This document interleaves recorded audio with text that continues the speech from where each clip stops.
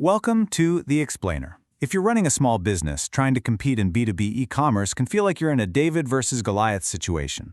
So how do you actually win? Well, it turns out the answer isn't about outspending the giants. Today we're going to dig into a 2024 study that gives us a surprisingly simple roadmap for success. So, if you're a small business owner, this is probably the question that keeps you up at night. You know you have to be online, but it just feels like you're up against these huge companies with bottomless budgets. So, can you really level the playing field, or is it always going to be an uphill battle? Well, let's find out. All right, so before we jump into the solutions, let's get really clear on the problem. What specific challenges are small and medium enterprises, or SMEs, what are they really up against when they go online? And, this research basically confirms what a lot of business owners already feel deep down. You're stretched thin on cash for big tech projects, you just can't find enough qualified IT folks, and you often have to rely on expensive outside help. It all adds up to this nagging feeling that you're constantly playing catch-up. This is the day-to-day reality. Okay, so with all those hurdles, how do you even know what's actually working? For years, the old ways of measuring tech success, well, they were kind of all over the place. They couldn't reliably tell you what made customers happy or, what actually helped the business grow. The researchers here decided a totally new approach was needed. So what's the big difference? The old way was all about the tech specs. How good is the system? How good is the information? But the connection to whether people were actually happy? It was weak. Super weak, actually. This new model throws in two really important ingredients: a direct focus on customer satisfaction, and this other concept you probably heard of, gamification. Okay, let's pause for a second. What even is gamification? It's not about turning your entire website into some kind of video game. No, it's about strategically using ideas from games, things like points, rewards, challenges, in a business setting to motivate people and get better results. It's a trendy idea for sure, but the billion-dollar question is, does it really work? And this is where we get to the first huge aha moment from the study. Of all the things you could be spending your time and money on for your website, what is the single most important factor for making your B2B customers happy? The answer is probably simpler than you think. Okay, look at this. The data is just crystal clear.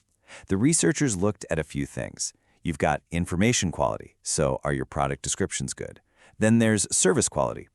How good is your customer support? But look, just towering over both of them is ease of use. It's not even close. Making your website simple, intuitive, and just not annoying is more than twice as important as anything else. And the researchers themselves, they don't mince words. They say it right there in the abstract. Basically, before you even think about all the fancy bells and whistles, you have got to nail the fundamentals. If your site is a hassle to use, you've already lost the battle for that customer satisfaction. All right, so we've established that ease of use is the absolute king for making customers happy. But what about that other piece of the puzzle, gamification? Well, it turns out not all gamification is created equal, and that brings us to our second big insight. And here it is, the second major surprise.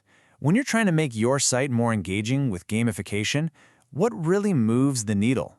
Well, the pretty stuff, the game design, the look and feel, it has a pretty tiny influence actually. But the mechanics, the actual stuff your users do? Whoa, that is massive. We're talking almost 2.5 times more powerful. So what's the practical difference here? Think of it like this. The mechanics that work, that's the how. It's the tangible stuff, right? Earning points, unlocking a discount, hitting a sales goal. Things you can actually see and track. The stuff that's less effective, that's the look. The cool storylines, the little avatars, the flashy graphics. They might look nice, but the data's clear. They just don't get people to act. Okay, so we know what makes customers happy, and we know what makes gamification actually work.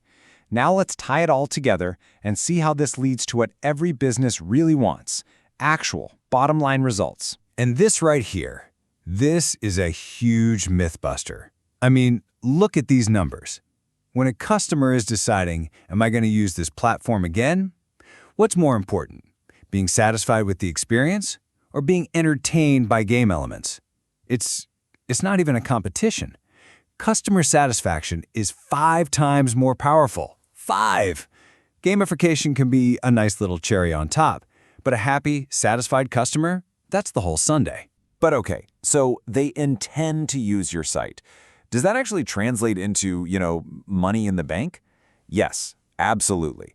The study found this super strong connection, a 0.70 correlation between that intention to use and real-world net benefits.